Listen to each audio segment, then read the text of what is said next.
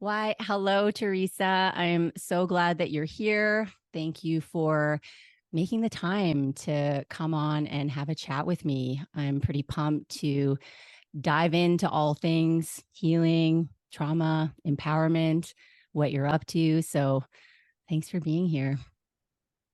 Thanks for having me. I am all of the things, nervous and excited at the same time, which are usually go hand in hand. Yeah, it's true, right?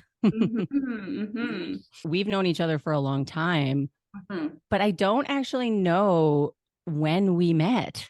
Do you have this memory of when we met? I anticipated this and I was trying to remember too. And I feel like it's been around 10 years when I worked at the coup and we'd always have those potlucks. And I think that's where we met. I think that's right. Yeah. The potlucks and the coup, which is a fabulous vegetarian restaurant in Calgary. I think it's still open. I haven't been there for a long time. Open. It's very different than what it used to be, though. Okay. Remember, it's like the meat side and the coup side, but it's still there. Yeah. Still kicking it. Yay, local restaurants. Yes. Keeping afloat. Awesome. Well, before we get into what you're doing now, I just want people to have a bit of a background on, who you are and what made you come to this line of work. Okay. That's like a big question. It is a big question, yes. But yeah, I think like when I think about all of us healers, helpers, most of us come into this line of work because of our own suffering and pain and trauma and our own healing journey, right? Wanting to give back. And mine is the same. Mine is similar. So my story, I mean, I think healing is ongoing. I still am healing.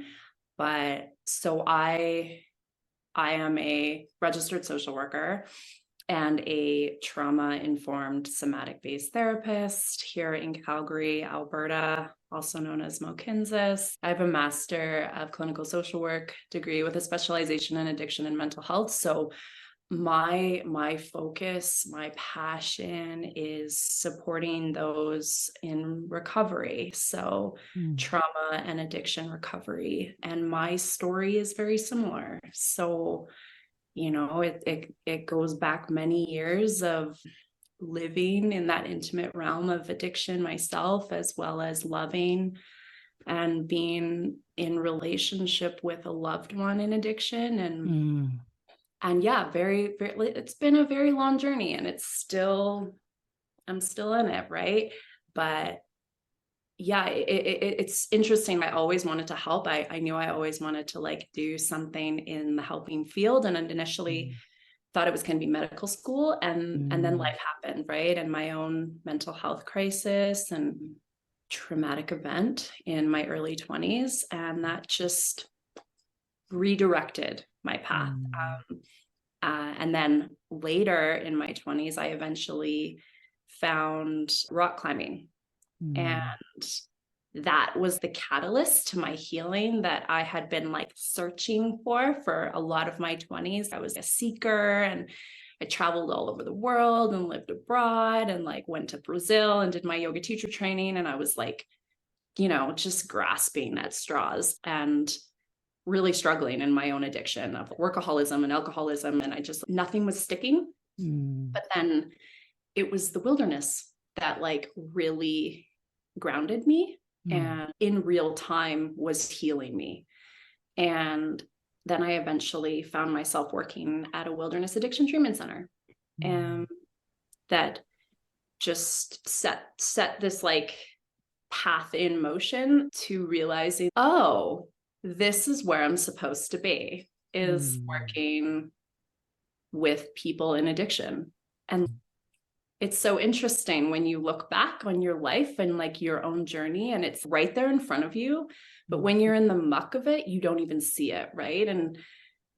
And so for me, I worked at this wilderness addiction treatment center called Chunda Creek. So it's a place for young men in recovery to go 3-month program, and it changed my whole life. So like the wilderness and like nature is a really important piece of who I am and the work that I do and want to do in years to come. But yeah, so to really answer your question, like my story is my healing journey that brought me here. And I want to like give back, and I want to offer in whatever ways I can to people that are also suffering, because there's so much of it in the world right now. So yeah, I've been in the field since 2017, working at like wilderness addiction treatment centers, harm reduction programs, and also with a lot of Indigenous focused programs. Yeah, there's probably so much more that I'm not sharing, but it will come. So yeah, that's long story short.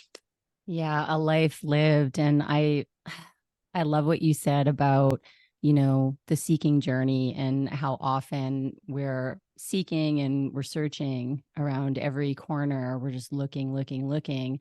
And then sometimes in reflection, we get to a certain point in our lives where like, oh my God, it's all been there. The path that I'm meant to be on is the exact path that I'm on. And these are all of the steps that I either needed to walk through, needed to experience, needed to heal, needed to empower myself in ways that I maybe hadn't seen before. And then, when we have those moments of clarity, and it sounds like a huge one for you was in nature. I still remember seeing a post of yours, and I can't remember the exact words you used, but I remember sitting in front of the screen and watching you on this peak and looking down at the world. I'm here. I'm here, and that's what matters right now. And how inspiring is that? And I also recall seeing maybe a couple of friends. So again, this idea of going out into nature with other people as well. Of course, it can be a solo quest, but how nice is it to be able to share those intimate moments, those moments of taking in a deeper breath, of being on top of a mountainside, so just thinking about all of that, and also wondering if there was a friend, like an introduction that kind of got you out to the mountains. Do you remember the moment when you're like, yeah, I'm just going to go out there and give this thing a go? Well, yes. And it's so interesting. Like I grew up here in Calgary, but my parents, they divorced when I was 14. My brother was 12. And so there wasn't a lot of time. That wasn't the focus of was going out camping and going into the wilderness. And looking back, I'm like, why not? Why didn't we do this? It was right there. But I had boyfriends that would be like, let's go hiking, let's do this. And I would always be like, yeah. But I remember Kendall and I actually went out with her brother, and we did the scramble up the east end of Rundle, also known as Eeyore, the one that looks over the town of Canmore. Beautiful. And we have this photo of us screaming, and her brother took it. And that, I feel like, was the moment for me, was the beginning. And then I went on, on Facebook pages and just being like, anyone want to get out and hike? And so it started with hiking, and then then I went into scrambling. And then I met a friend who took me out rock climbing with some of his pals. And that was it for me. That was it. He even took a photo of me, and it's like, it's so funny. You even see the shift, like in state in my whole body, and the joy on my face that I felt I hadn't really accessed since I was a kid.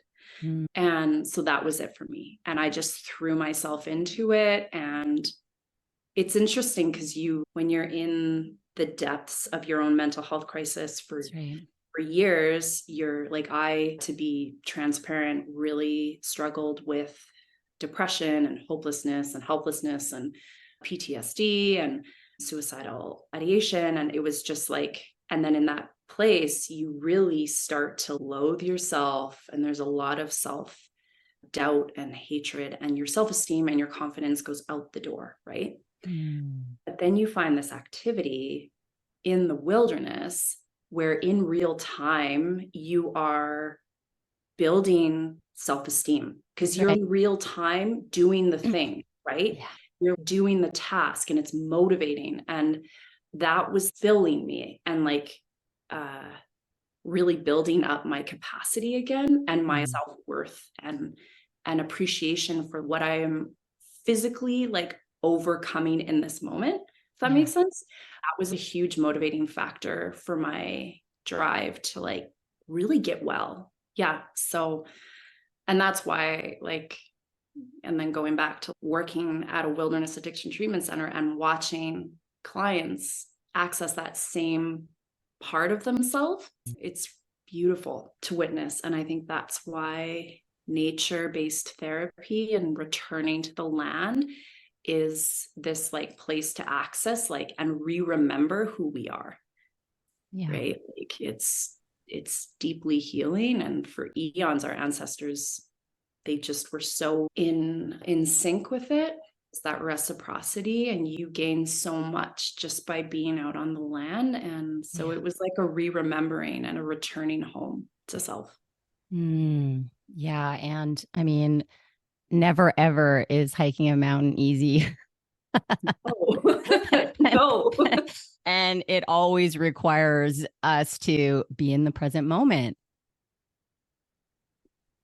Exactly. And so this idea around, we heal in the present moment when we can just allow for our attention to be in the now, not in the past, not in the future, but one foot in front of the other.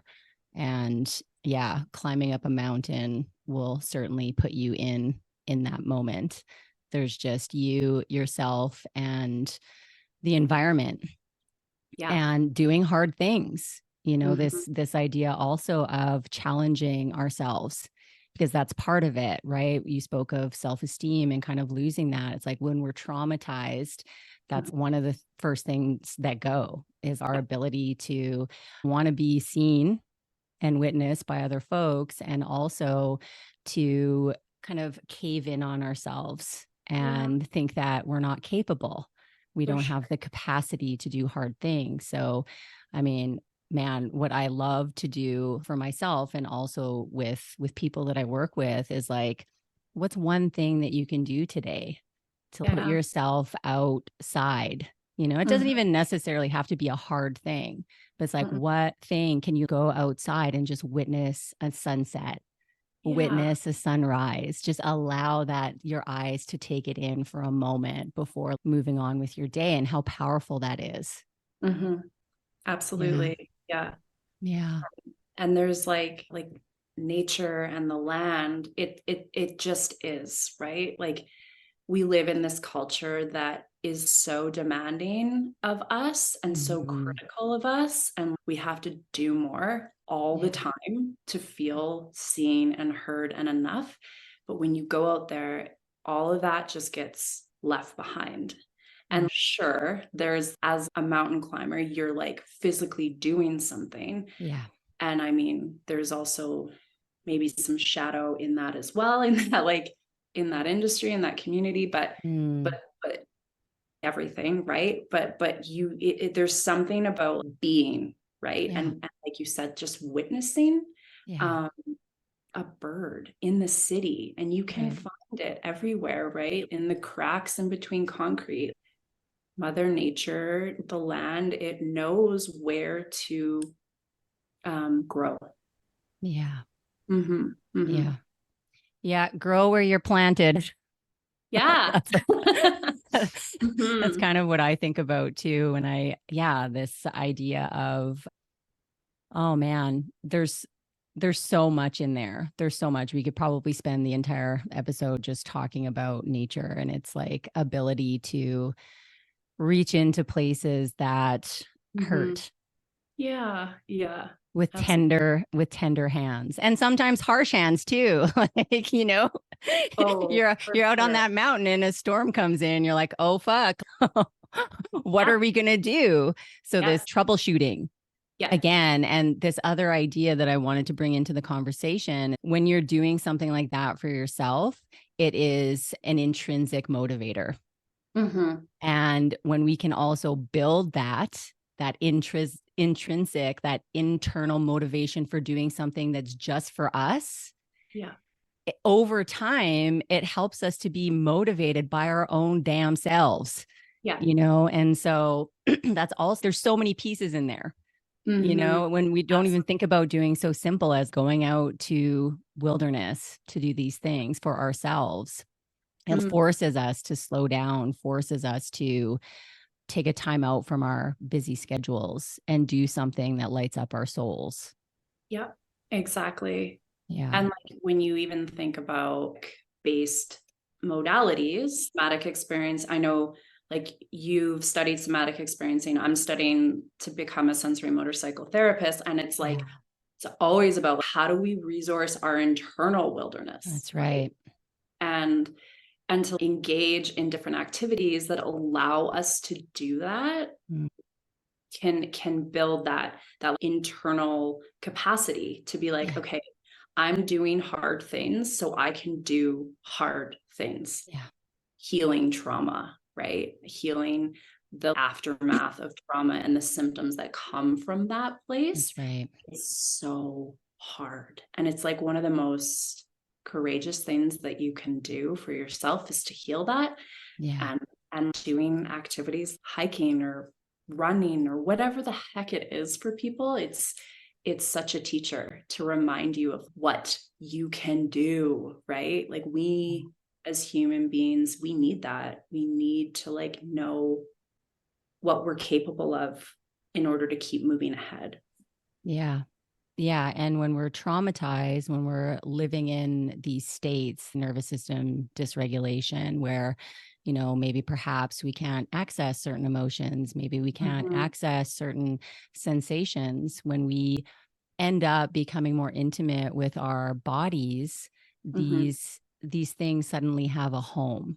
And it suddenly becomes more easy to be able to be with these really, really difficult and overwhelming feelings, emotions, sensations, thoughts that come in, flashbacks, you name it, all of those things, the body is offering up in all of these different ways, whether it be through behavior or imagery or affect, or whatever it is. Our entire posture can change. I think about, personal example, when I was suffering in chronic pain for so many years, my posture was one of protection, right? It took me forever, even just to open up my shoulder blades.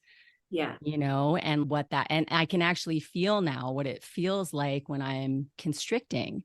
And when our bodies, when we can't feel where we're constricting or we don't have access to that, once those places start to open up again, something changes. Our speech changes. Our diaphragm has access to more air, right? It's movement patterns as well.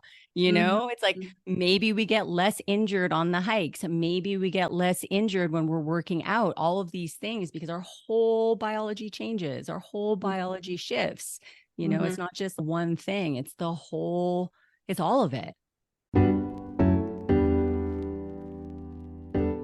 For those of you wishing to dive into the world of somatic healing and get a taste of what it's like to discover the wisdom of your body, I'm offering $100 off my signature course, Reclaiming Resilience, to the listeners of this episode.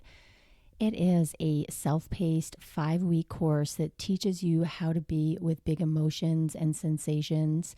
It expands your capacity for more joy, more love, and more pleasure, while you also learn how to access your boundaries, intuition, and build safety within your body. Essentially, you'll be learning how to harness the power of your nervous system and welcome in more clarity, authentic communication, and fulfilling relationships. In the program, we are changing the way that we perceive ourselves, our patterns, and our limiting beliefs, as well as finding our unique voice. Use the code, all caps, feel good at checkout. And for those of you who are seeking one-on-one support, I also offer coaching and therapy packages and one-on-one sessions. I'll pop all of that information in the show notes. And now let's get back to the show. Absolutely. Yeah. and it has a ripple effect, right? And there's that spaciousness, right? And you're like clearing debris. Clearing debris, yes. When you clear the debris, it's this opening. And it's like the world rushes in again, and you're like, holy shit, I didn't even know I could breathe that way or feel that way, right?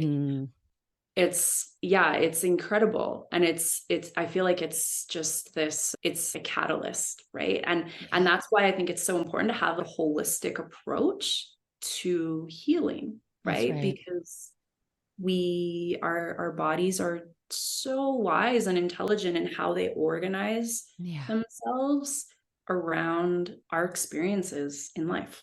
That's right. So yeah. And I mean, being someone as yourself who is dealing with addictions and, you know, meeting up with clients all the time, I'm just wondering, what does your toolbox look like? What feels good for you at the end of a day to keep you from, you know, falling into states of overwhelm and overworking? Obviously, it happens. Like, shit, let's not beat around the bush here. We're all human. And even with the best training and with the best tools, we forget what to do. So, I'm just wondering about that. What are your go-to things that you can share with us that help you? I mean, obviously there's the mountain climbing and getting out into nature, but anything else that comes to mind that you'd like to share? Yeah. And you're right. I always say I'm human first and I'm a therapist second. Amen.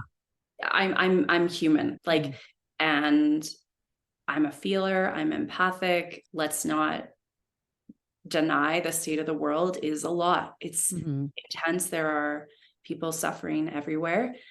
And I work with some of the most vulnerable people, street entrenched, homeless, addiction, Indigenous folk that are oppressed on so many levels in this country.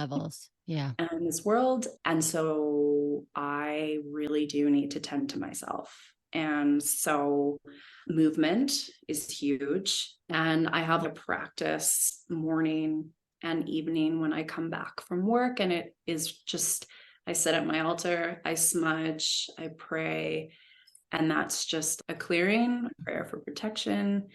And I do a lot of somatic stuff, you know, like shaking, brushing. And I do it often after session as well, really quick in between sessions, you know, like a little shake every time. I feel like this is quite personal to share, but after every session, there's a bit of shake if I feel I need to shake something off. And one of my healers actually taught me this. She's like, go to the bathroom and wash your hands. And I love that one.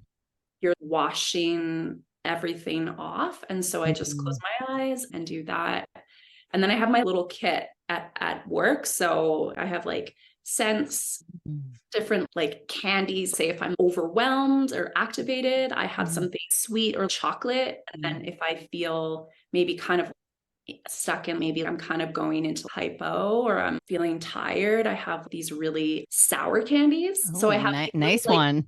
Like I have this little toolkit that I also have in between sessions, because I find that is what actually helps more so than the bookends of the day. And then, just like I need a lot of time alone. So just sit and write, you know, every morning I have a writing practice, a journaling practice, and then movement, even just getting on the yoga mat and just shaking things out and moving. And then people, community, my people, that my partner, my best friends, even just getting on a WhatsApp and voice noting a friend, you know, just community is really huge as well. Oh, those practices, they're so important. And I agree. Instead of bookending the days, these are things that can happen throughout the day. You know, you can pull out some scents. You know, I love essential oils. Long-standing love for essential oils. You know, I used to have a company that I made facial products and all kinds of things with essential oils.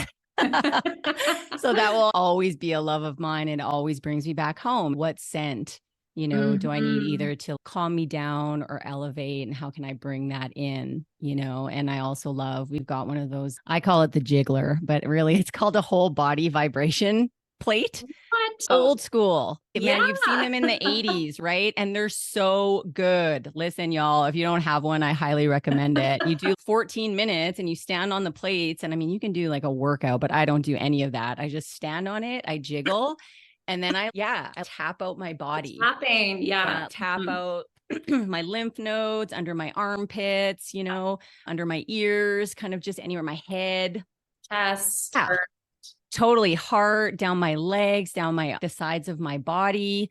Mhm. And doing that throughout the day. And also the property that I live on, we've got a pack of 4 dogs. So we Oh. have our little Merlin who's sitting behind us for those of you who are watching the video. But we also have a little Chihuahua, a hoodle, the cutest little hoodle ever known to man. And then I actually don't know what Odie is. I think Odie is Maltese.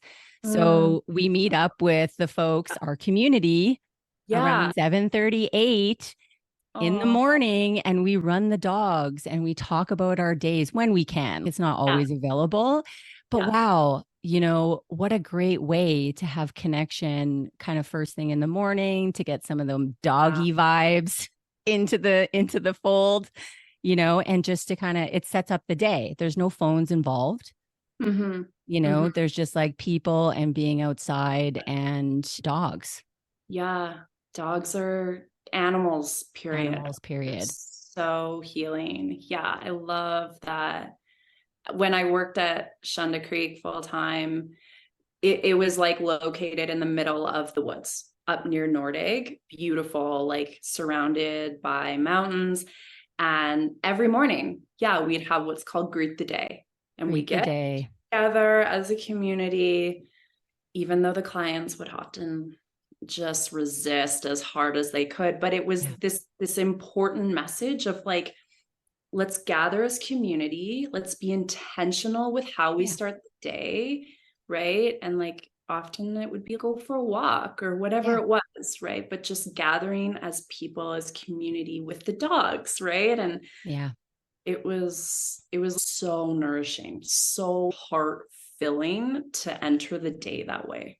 Yeah, absolutely. And probably a lot of folks that you were meeting with maybe didn't even have that or haven't had an experience of community in that way. So that can be uncomfortable. And we resist the things that are uncomfortable and are unknown, even if they're amazing things for us, Mm-hmm. and that's part of teaching. It's a teaching moment Yeah, of showing our systems that there can be a different way of relating. And it doesn't exactly. always happen in isolation. Yeah, That's exactly. amazing, right? It's sneaky. You're just like, yeah, Yeah, come outside, have a coffee, have a I tea, know. whatever it is. Let's just start the day. And it doesn't even have to get all technical and educational. We're doing this. To me, that speaks to secure attachment and someone modeling that for people. Because Yeah. really that's how we get it, is through other relationships, the comings, the goings, the greetings, the goodbyes, and everything that's in between. Exactly, Right? right? So it's so Yeah. cool. We want to do Mhm. it. We want to do it. Typically, it comes very naturally to want to go towards that, unless Mhm. we've had some pretty severe relational stuff going on, which so many of us do. Absolutely, Yeah. absolutely. And when I think about like especially people, like I work from the perspective that addiction and trauma are so closely related and Mm. often tied together, and Yeah. like the shame that accompanies addiction, right? Yeah. And so that's, you want to pull away and you want to isolate, but that shame is just cycled through and perpetuated. And so it's so uncomfortable because Yeah. you're asking people that have like organized their whole selves, their whole lives around that shame cycle That's and that right. like isolating experience, and you're asking them to be witnessed, right? And Connect. Yeah. Yeah. connect and tuned, and the co-regulation, and that in itself is healing. Yeah. That's right. Yeah. Like that's also step number one, is Yeah. is that the power of being witnessed can be a profound place for people. Yeah. Mm-hmm. Absolutely. Yeah, even if it feels mildly annoying or uncomfortable. Yes. We were speaking to before about climbing that mountain. It's like Mhm. building capacity, and building capacity is not just a pie in the sky idea. It's Oh, happening inside of us. It's the way that we're actually how do I want to say this? Digesting information.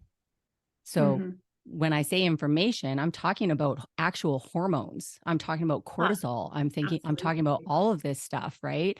Because a lot of times these terms can kind of get lost in translation. I remember when I first heard about capacity, I'm like, oh yes, let's build capacity. But I Yeah. didn't I didn't realize what that was until I started feeling more space inside of me, until, I could eat some of the foods that were triggering for me before, until my digestion started to change, and Right? started to Yeah. move in a different way. Oh, does that mean capacity? And I remember talking to one of my mentors, one of my teachers, and they're like, yeah, Mhm.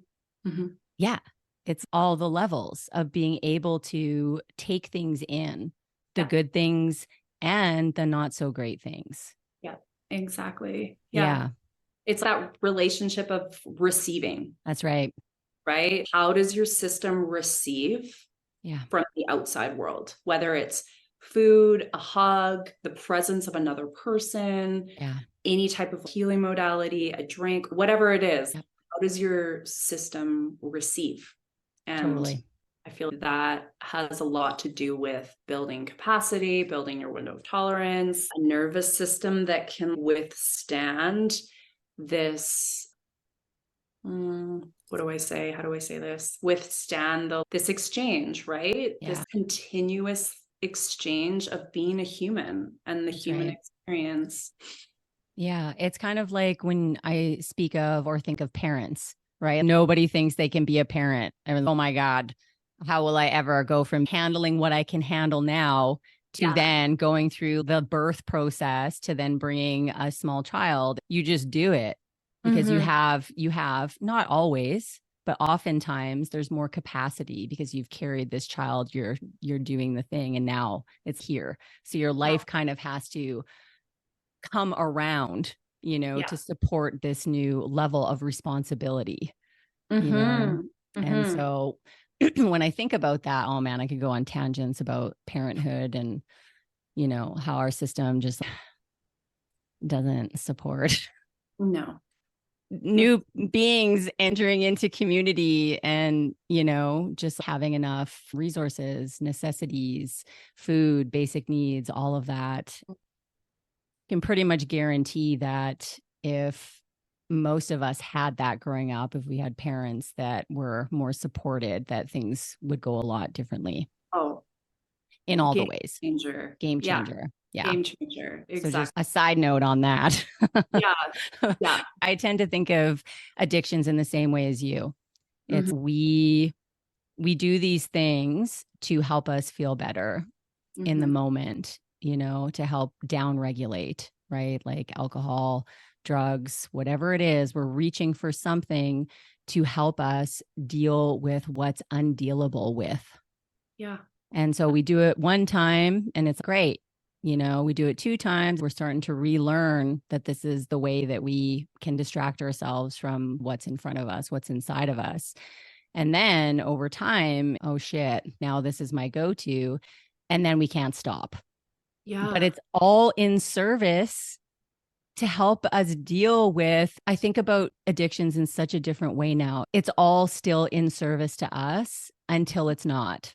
Hmm. Yeah. Yeah. Yeah. Yeah. It's a survival strategy, That's right. right? It's something that someone learns in whatever way it's like offered to them, Mm-hmm. and it becomes maladaptive, That's right. eventually, and then it becomes this default pattern that, and then it becomes physiological, right? It That's pulls right. into the reward system, Yep. and I mean, there's so many different perspectives of looking at what addiction is. And I think it actually doesn't matter at the Yeah. end of the day. It doesn't. It's just like what matters is this is a human who was pretty wise in finding Yes. out a way to cope with whatever suffering had been handed to them or That's right. pain had been handed to them, and the suffering that they didn't know how to contend with, right? Because they may not have had, if you even think about it from like a systemic perspective of like what you were going back to with our society and the lack of support in like parents and that environment, it's like, what is around you, right? A lot of people, when they're in addiction, they may not have the support they need, or the addiction, whatever that is, whether it's like a behavioral addiction or a substance addiction, it's like, it might even give them a sense of belonging, right? It's so simple but complex, and it doesn't matter like whether, I don't know, it's just like, how do we support people that are in that place so that they can come back to themselves? Because they've lost like so much over the years. That's right. And it just gets like buried over time with whatever they're engaging in, right? And it's just really about reframing and reconceptualizing. This is a coping strategy. This is a way to survive the unsurvivable. That's right. For this person. Yeah, I could go on, but I'll leave it at that. Yeah. I mean, I think it's a really important message that needs to be repeated often. There's no shame in trying to survive something that was horrific. Yeah. Yeah. Exactly. And, yeah. And so when addictions can be met with compassion and therapy, it does require help and assistance to be able to reframe how we relate to ourselves and to the world around us, and how we can untangle the shame that exists between those connections. Exactly. Yeah. Exactly. Yeah. And it's like the shame is often driving the addictive behavior. That's right? And it may not have like even started out that way, but it eventually gets there. Right. And there's this like distorted thinking about oneself, like you're constantly deceiving yourself. Right. And that's the addicted brain. That's that part of you that's trying to protect all the shit that is sitting there waiting to be untangled. And that is so overwhelming. Like, and so instead of shaming people, which is what a lot of people do when it comes to addiction, it's like, why can't we celebrate them and love them and have compassion for them, right? Like, I think about Johann Hari. He talks a lot about this, and he has this beautiful quote in his book Chasing the Scream about we've been singing war songs to addicts, all like, especially from the advent of the war on drugs, and it's like, what they actually need is love songs. So why? Oh my God. Start there. And for me, that's like something that's one of my intentions in my life, I guess, in this work, is to really destigmatize how people view addiction and how people view people living with addiction, right? And humanizing the whole experience, because we've all been touched by it, whether directly or indirectly.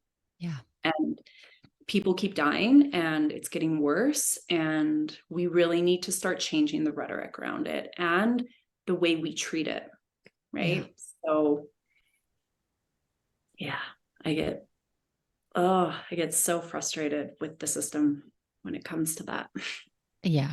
Me too. Thank you for doing this important, life-saving, life-altering work, because it gives hope.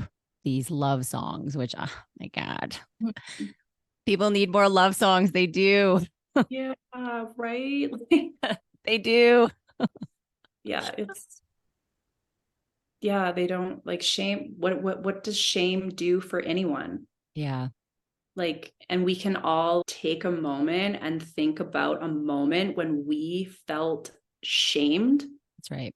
By someone else, and how that becomes internalized and right. it festers, and it's like it is one of like the lowest frequencies of emotions, right? Like is that shame, and it's pervasive, and that's not nourishing. That's not healing. No. This brings up also something. I've got like a burning question. I'm just wondering your thoughts on it. This idea that once an addict, always an addict. Yeah. I don't like, it's so interesting because there's like language is also, I think, really important because some people are resistant to that, even that term addict. Whereas people that are say in recovery, yes, like I'm an addict, and they that can be empowering for them. So for me, I just think about what does it mean for the person who's experiencing it? Yeah. Does it matter? Yeah. Like it's like if they feel that they are, a lot of the 12-step groups really they talk about that. They believe that because addiction is a disease, right? And if that works for you, that works for you. I work from the perspective of I'm very person-centered. Let's have a conversation about that. What does that statement mean to you in your lived experience in addiction and recovery? And if you feel like that resonates with you and it might be helpful for you or not, great. Like, yeah, I think what for me, something I have an issue with is people that may not fully understand what addiction is, and then they say statements like that without fully understanding the implications of it and the consequences of it. That's right. Without considering who is the addict, quote unquote. Yeah. They are a human. They are a human being first. And that's what we have to remember, right? Instead of just seeing the addiction, which is what, especially if you think of even harm reduction philosophy, there's so many people against it. And because they believe that the only way out is treatment and recovery. And it's like, that may not be a reality for everyone. And that's okay. So how do we love them and have compassion for them and keep them safe and hold them in the same light as like anyone else that's suffering, right? Because people are dying because of like some of these policies that are in place. And so I think, yeah, like I personally, once an addict, always an addict, maybe. Yeah. I don't love that. know. It's not black and white. I love that. It's never black and white. That's right. And even if that's helpful for you right now, it may change. And can we all just be open to the possibility that shit changes? Nothing's static, even though sometimes it feels that way. Yeah. And what's helpful for one person may not be so helpful for the next person. And everyone comes to their own healing at their own time. And regardless of what that looks like, for some it's therapy, for some it's plant medicine, for some it's, being in connection with another human or an animal that loves them unconditionally. There's a plethora of things of how this can go down for people. So I love that you brought that in. Yeah. And it's so personal, right? Like, and I think that's why it's really important to have different programs, services, offerings, modalities, so people can choose. Because part of healing is accessing that voice and like self-determination. And like, that's what I need, right? Like having choice and having people support that choice. That can be healing. And I feel like as a society, we need more of that when it comes to mental health and addiction. Yeah. Yeah. More places, more modalities, more person-centered resources. that are full of, compassion and connection. Yeah. Yeah. Absolutely. And that are also culturally appropriate, right? That's like right. That's right. you have this Western model, medical model that we just like place on everyone. And then if it doesn't work for that person, we're like, oh, then you're the problem. It's like, that's right. Oh my God. It's gaslighting everywhere. absolutely. It's just like, it's like if you're like, are you kidding me? Like, yeah. no, like you think this is the only way that's going to help heal every single person? Totally. What? Yeah. If you as a practitioner are like, listen, my way is the only way. But is it though? Yeah. No. It does take a village, and oftentimes it's a village full of many different things. Yeah, exactly. Yeah. Many right? different people, many different places, and many different timelines as Yes. well. Yeah. Yes. I love that. Many different timelines. Exactly. Yeah. We all, It's not linear. It's not linear. no, it's not. Yeah. So I've just been thinking about, you mentioned that there's this element of being, you didn't say highly sensitive person, but you said empathetic, and I consider myself to be similar in that way. I feel a lot of things. I always have. Surprisingly, though, over time and having the knowledge and the wisdom and this developed kind of somatic sense within me, my ability to be able to turn down, and not become as readily overwhelmed has certainly changed over the years, not in a way that I ever expected it to. And so I'm wondering what your relationship is with that as well. Since you've been in the healing arts and since you've made all of these kind of self-discoveries, I wonder what your relationship is to the empathetic side of you and how you tend to her. I love that word tend to, because for me, that's how it feels too. Oh man, if I tune into something for a long time, that's maybe not so great for me to be tuning into, I can feel that kind of, I don't even know what to call it, a quiver, kind of like, no, you need to put this down. And I think that's true for a lot of people. But yeah, now I'm going off. Anyways, question back to you. Yeah, totally. It's like the noise. I call it the noise. Like my body, my body starts to send messages, like signals. Hey, this is not okay. But to answer your question, oh, that's such a great question. I think for me, something I've been honestly like reckoning with recently is burnout.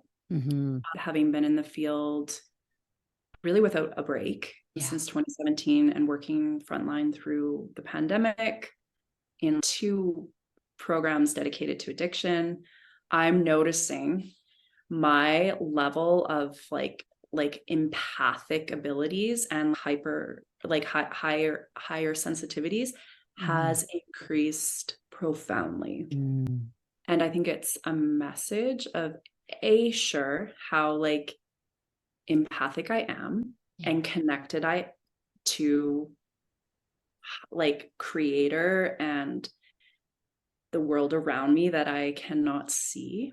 And it's a message that of discernment of is this mine or is this theirs? And it really is reminding me that I have to take care of myself. Yeah.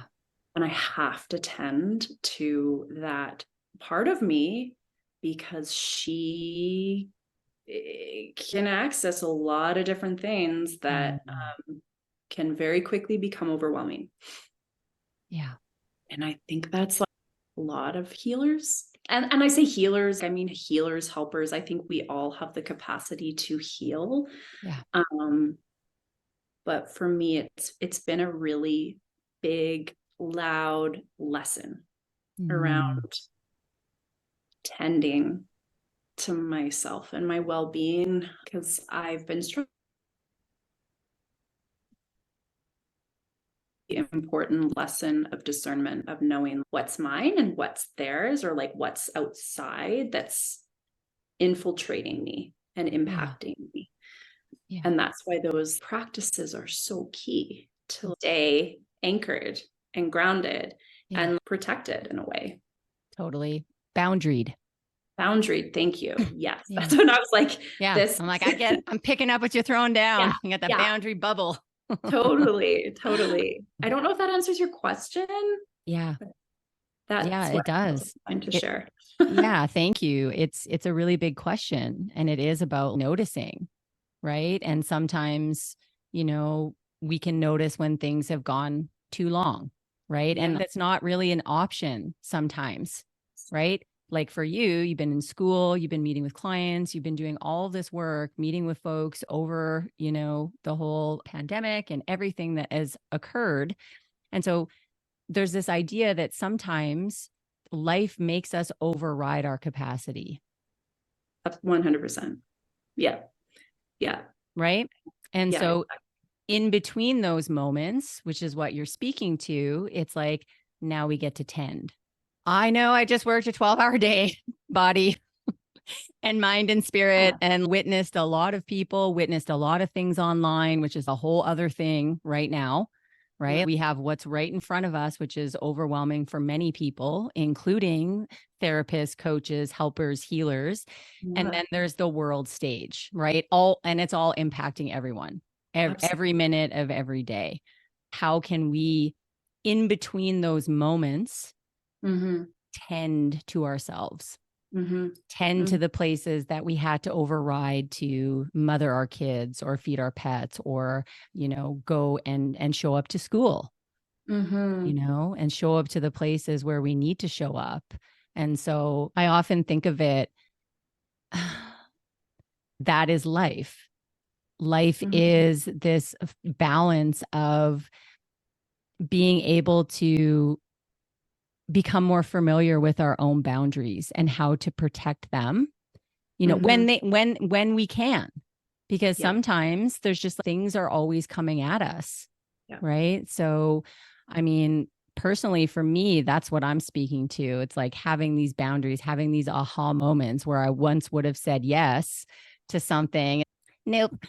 Not going to do that. Or if I had someone call me up to schedule an emergency session on my day off and I'm not feeling capable or resourced enough, no, I'm going to be out in nature. It's a no. Whereas once, sure, let's just do this. So in all of these ways, well, in between these times that I've scheduled in for my own self-care, that's for me. Yes. Yeah. Yeah. Exactly. Boundaries are an act of self-love. That's right. And it's also like taking it a step further is like in social work, we talk a lot about like, which is like ironic, or it's given like the level of burnout, the prevalence of burnout in social work is like one of the highest in the fields. Right. So the necessity of self-care is so important. But I think even going beyond that is like the necessity of collective care. Yeah. So it's like stating your boundaries, honoring your boundaries, and also being in community and being with people that also honor your boundaries. That's right. And that are like, love that. Do what you need for yourself, right? Versus people that may not respect your boundaries or push back on your boundaries, because that can also weigh on you. You're like, man, I'm just trying to freaking like tend to myself. Like I need this, and you're pushing back on it. Like I can't. Do you love me? Do you respect me? Like, you know what I mean? Like, and obviously like people push back on boundaries all the time, and it doesn't mean that they're like shouldn't be in your life. But there is that level of who is also holding you, right? Like what is that? The extension of you is your community, is your partner, is your family, is your friends, your colleagues, your supervisors, mentors, whatever, right? And it's like ensuring they are there too, because we can't do it on our own. We can't. Right. Yeah. So it's also like self-care and collective care is so key to being sustainable. That's like right. In these roles, in this world is like, it's like you're just bombarded with suffering, whether you're like experiencing it in real time or not, it's a wild world that we live in. Yeah. Well, So, and that brings back up to my attention this idea of we're always showing people how to treat us. absolutely. Yeah. Right. And so it's interesting, even just to bring this around into intimate partnerships and friendships, it's awkward suddenly when we're this one way for our entire relationship with Yes. someone. And then we're like, I'm going to get my boundaries out, and you start practicing something new that's empowering, and people like you the way that you are. And I'm not saying that's bad of them. No, it goes both No. ways. Right. We both have to be, all parties have to be active participants, right? So having these conversations, with my husband, Tim and I, right? Well, I'm working on this new boundary. Yeah. And I would really love your support. So when it comes up, don't resort back to the previous me. Yeah. Yeah. Don't put me in a box of who I've once been, because I'm trying to grow that container, and that's a struggle, because it's hard and it pushes on our like comfort levels within the relationship. And I think that oftentimes leads to, the decimation, I'll call it, of so many relationships and so many unspoken hurts and so many things. Perhaps we set a boundary in a friendship and then suddenly that friendship shuts down. That's confusing. Well, do you want what's best for me? And it can lead into that, but really it's not that. Yeah. It's that, everybody's on their own journey doing the best that they can. So It's not necessarily about them. It's about you and how you're changing your standards of how you want to be treated. And that's a rub for some people, and maybe that partnership or maybe that friendship will come back around at some point, but maybe it won't. And that's okay. But it still doesn't make it suck any less. No. And I think it's like, and that's why I think it's so important to surround yourself with people that just like accept you as you are in the messiness of like living in this world as a human, right? And they don't take it personally. And if they do, it's like, what a great opportunity. What a great like learning opportunity for you to check in and be like, what did that brush up on? Right? Because me making a boundary, this is about me. Yeah. Right. And you making a boundary with me, that's about you. And I respect that. But it's also like going back to like, we're all made up of this like long history. That's right. Of like, whatever has happened to us, like whether we have this like these developmental wounds and traumas and attachment wounds like in childhood that follow us into adulthood. And that gets in the way of like you and I. Yeah. It just gets like wedged into that and space between me and you. And so if you start to shift, it shifts like whatever this iteration has looked like for as long as it's looked like. Yeah. And that's change, which is like change. Scary. That's scary for most of us, right? Yeah. It's like that saying, like, you've changed. It's like, fuck, I hope so. Damn. Yeah. Like, I hope I've changed. Right? Like, I look back at myself in my 20s and I'm like, I hope I've changed. Yeah. Oh my God. It was a hot mess. A hot mess. So Sure. yeah. All of these iterations of ourselves, and knowing that that's the same for our next door neighbor and the person down the street and the person that has an addiction. It's all of these people that we bump into constantly on a day-to-day basis. We don't know what someone else is going through. We never know. Sometimes we don't even know within our close relationships, depending on the level of safety that's been built there and trust. Yeah, exactly. So treat everyone with the kindness and the respect as you would, a small child that's suffering, which is obviously not always easy and not always available for so many people. We're No, constantly in a state of reaction and stuck in our wounds and not really seeing ourselves or the other person. no. Yeah. And it's like you can't even like blame people for it. No, that's You what I know, mean. it's like Yeah. it's just like their default patternings, and that's they're like reacting from their mammalian brain, right? Yeah. All their blind spots. So they're like Yeah. they're not even like online. So it's like you Totally. can't even fault them for it. Like for me, that's what's like helped me through the years of having compassion for like all people, like Yeah. people that I even like disagree with. I'm like, Totally. okay, we can like disagree on this because you have your perspective and I have mine. And like, how can we even blame each other for any of that? Yeah. Right. Like, Yeah. and I feel like we have a world now where there's a lot of like blame and shame and hate, and it doesn't leave room and space for people to have dialogue about our differences and like That's right. what led us here, right? And our blind spots and our disagreements and all these pieces that make us who we are. Yeah. And to like take responsibility in that, right? Yeah. Yeah. Absolutely. How can we have these important and critical conversations that Mm-hmm. oftentimes keep people silent because it's way too uncomfortable to be disagreed with? It's way too uncomfortable to bump up against something that you disagree with, and that leads back to trauma in so many cases. It's like Totally. losing that voice. And is this valid? Am I valid? Yeah.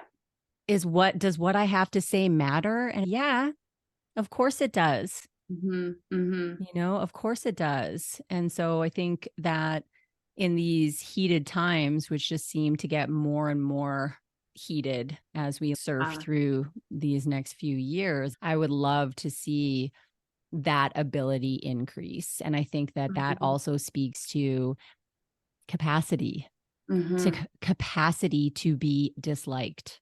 Oh, Yes. dang. Yes. That's a hard one for so many people. That's hard for me still. Like, I'm sure there's going to be people that hate this podcast, not just this episode, but like the whole thing. And that's fine. There's Yeah. going to be so many different people, but even to get here, to get to this point where we're having a conversation and this is going to go live, there's a Mm-hmm. certain amount of capacity to be able to be disliked, Yeah. to have people completely and vehemently disagree with what you're having to say. And that stops so many of us from doing the things that light us up. Mm-hmm. Oh Yeah. God. Yeah. Absolutely. Like, what does like Gabor Mate say in his new book, in The Myth of Normal, is like, we exchange, like, we learned early on to exchange like our authenticity for attachment. That's right. And Yeah. you witness it everywhere now, everywhere, right? People Mm-hmm. do not feel safe to stand in their truth, to stand for what they believe in and to speak it out loud out of this fear of being like openly shamed and disliked, and what that will bring up for people, right? That like Yeah. level of threat is Yeah. what drives people into silence. Yeah. And it's really sad to see, right? Like, and Totally. it is, it's pervasive, and it feels like it's getting worse and worse and worse Yeah. as years go on. And I mean, I'm always open to having these conversations. Yeah. And it is really uncomfortable. Like it More is, but uncomfortable. going back to what you said about capacity, I think it's like, if we want to live in this world well, Mm-hmm. we have to like build our capacity, and capacity to be disliked, our That's right. capacity to be in disagreement, Yeah. and that mental fortitude to withstand that like really uncomfortable place, that moment, right? Yeah. Yeah. Safety is not external. Mm-hmm. Mm-hmm. We build safety within. Yes. This idea of safe spaces and all of that. None of that exists if you don't have safety within. And No. that's a skill. It is a It's a skill. skill that we build, and especially for folks who have been, you know, in CPTSD, PTSD, Yeah. any kind of overwhelming trauma. That's step one. Mm-hmm. You know, we start to build this safety within ourselves and learn how to be with, again, this idea of really hard things and really pleasant things. And sometimes really pleasant things can feel just as unsafe as really hard things. Yeah. Right. Absolutely. And so, yeah, it's, oh, yeah, there's so many things. I mean, one of my biggest wishes for the world is that everyone has access to this information about the nervous system and about their bodies and how it functions. And we've only scratched the surface of what that actually looks like. And we're just going to continue to know more and more and more each year. Yeah. And so, you know, hopefully at one point it's something that's in our school systems. It's something that's taught right alongside math and English. Oh, how to be a human in a body and what happens when you don't treat it right. I would like to see that in a course curriculum, you know? And so on that note, what is something that you would love to see? What is something you would love to see happen with people and in this field of healing and trauma? Many things, but I think what I really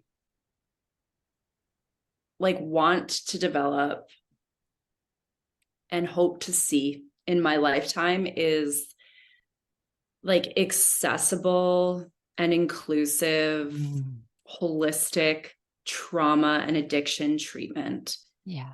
For all people, right?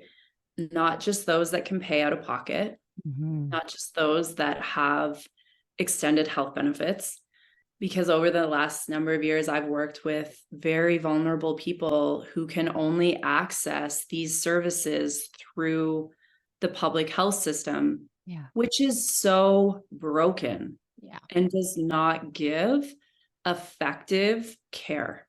That's right. Does not give holistic care. Yeah. So for me, I would love to see a change in a total paradigm shift in how we treat trauma, how we treat addiction.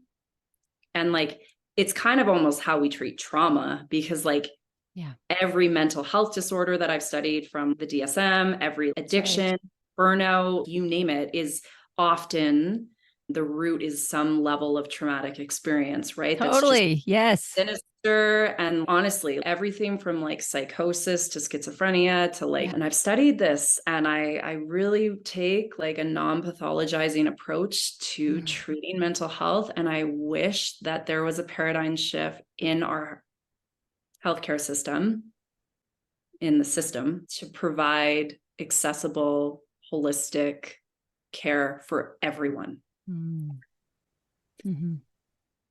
And I really don't know if I'll ever see that in my lifetime.